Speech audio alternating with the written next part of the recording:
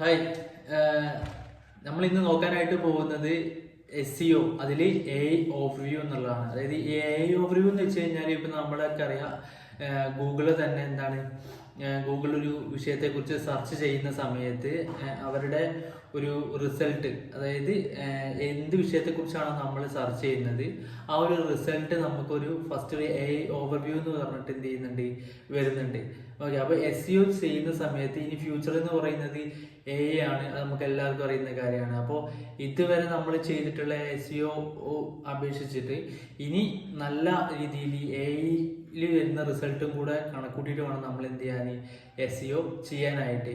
അതിനിപ്പോൾ നമുക്ക് ഒരുപാട് വഴികളുണ്ട്. അതേപോലെ നമ്മളിപ്പോൾ ഒരു ബ്ലോഗ് ആണെന്നുണ്ടെങ്കിലും, അതല്ല വെബ്സൈറ്റിലുള്ള മറ്റ് കണ്ടന്റുകളാണെന്നുണ്ടെങ്കിലും, ആ ഒരു AI റിസൾട്ട് വരണം. അപ്പോൾ ആ ഒരു രീതിയിലേക്ക് വേണം നമ്മൾ എന്ത് ചെയ്യാൻ, ക്രിയേറ്റ് ചെയ്ത് എടുക്കാനായിട്ട്. ഓക്കെ, ഇത് ചെയ്തു കഴിഞ്ഞാൽ, അതായത് SEO ഇപ്പോൾ നമുക്കറിയാം, ഇപ്പം നമ്മൾ ഒരുപാട് ആളുകൾ ഇപ്പം നമുക്ക് SEO ആയിട്ട് നമ്മൾ ചെയ്തു കൊടുക്കുന്നുണ്ട്.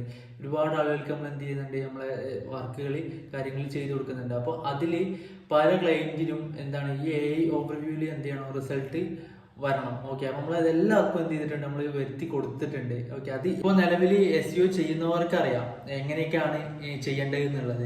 ഇനി അതല്ല പുതിയതായിട്ട് പഠിച്ചിട്ടുള്ള ഒരാളാണെന്നുണ്ടെങ്കിൽ, ഒരു ബിഗിനർ ആണെന്നുണ്ടെങ്കിൽ നമ്മൾ എന്ത് ചെയ്യണം, കൂടുതൽ പഠിക്കാനായിട്ട് ശ്രദ്ധിക്കണം. ഓക്കെ, അപ്പോൾ നമുക്കറിയാം അതിൽ മെയിൻ ആയിട്ട് ഒരു AI ഓവർവ്യൂ ഒപ്റ്റിമൈസ് ചെയ്തെടുക്കുന്നത് എന്തിന്റെ അടിസ്ഥാനത്തിലാണെന്ന് വെച്ച് കഴിഞ്ഞാൽ, ഒന്ന് ഹൈ ക്വാളിറ്റി കണ്ടന്റ് ആണ്. അതായത് നിങ്ങൾ ക്രിയേറ്റ് ചെയ്യുന്ന കണ്ടന്റ് എന്തായിരിക്കണം, എപ്പോഴും നല്ല ക്വാളിറ്റി ഉള്ള കണ്ടന്റ് ആയിരിക്കണം. ക്വാളിറ്റി എന്ന് വെച്ച് കഴിഞ്ഞാൽ എവിടെന്നെങ്കിലും അടിച്ചു മാറ്റിയിട്ടുള്ള കണ്ടന്റ് ആവരുത്. നല്ല രീതിയിൽ നിങ്ങൾ തന്നെ ഹ്യൂമനൈസ്ഡ് ആയിട്ടുള്ള കണ്ടന്റ് യൂസ് ചെയ്യാനായിട്ട് ശ്രമിക്കുക. AI പോലുള്ള ChatGPT അങ്ങനെയുള്ള ബ്ലോഗ് കാര്യങ്ങൾ ക്രിയേറ്റ് ചെയ്ത് ഉപയോഗിക്കാതിരിക്കുക മാക്സിമം. നമ്മൾ തന്നെ എന്ത് ചെയ്യുക, നല്ല രീതിയിൽ കണ്ടന്റ് റൈറ്റർ വെച്ചിട്ട് കണ്ടന്റ് ക്രിയേറ്റ് ചെയ്തിട്ട് എന്ത് ചെയ്യണം, നമ്മളെ വെബ്സൈറ്റിലേക്ക് ഉപയോഗിക്കേണ്ടതാണ്. അപ്പോൾ നല്ല രീതിയിലുള്ള റിസൾട്ട് നമുക്ക് എന്ത് ചെയ്യും, അതുവഴി കിട്ടും.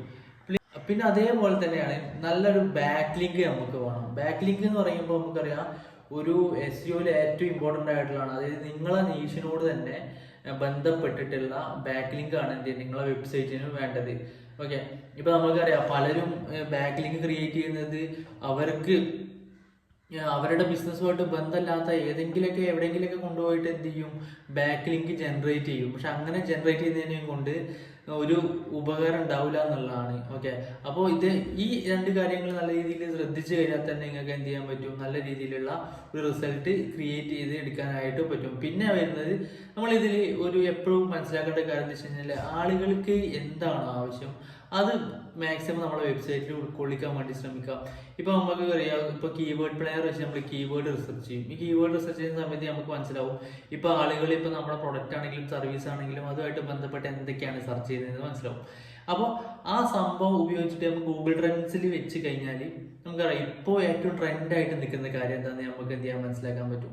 അപ്പോൾ അത് വെച്ചിട്ട് വേണം ഒരു സെർച്ച് കോറി ക്രിയേറ്റ് ചെയ്തിട്ട് മാക്സിമം ബ്ലോഗ് കാര്യങ്ങളൊക്കെ ക്രിയേറ്റ് ചെയ്ത് കഴിഞ്ഞാൽ അത് നല്ലൊരു റിസൾട്ട് വരാനുള്ള ചാൻസ് കൂടുതലാണ്.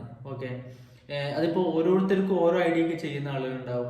ഇപ്പോൾ ഒരു 10 ഡിജിറ്റൽ മാർക്കറ്റേഴ്സ് ഉണ്ട്, അല്ലെങ്കിൽ 10 SEO ചെയ്യുന്ന ആൾക്കാരുണ്ടെന്നുണ്ടെങ്കിൽ ആ 10 പേരുടെ ഐഡിയ വേറെ വേറെ ആയിരിക്കും.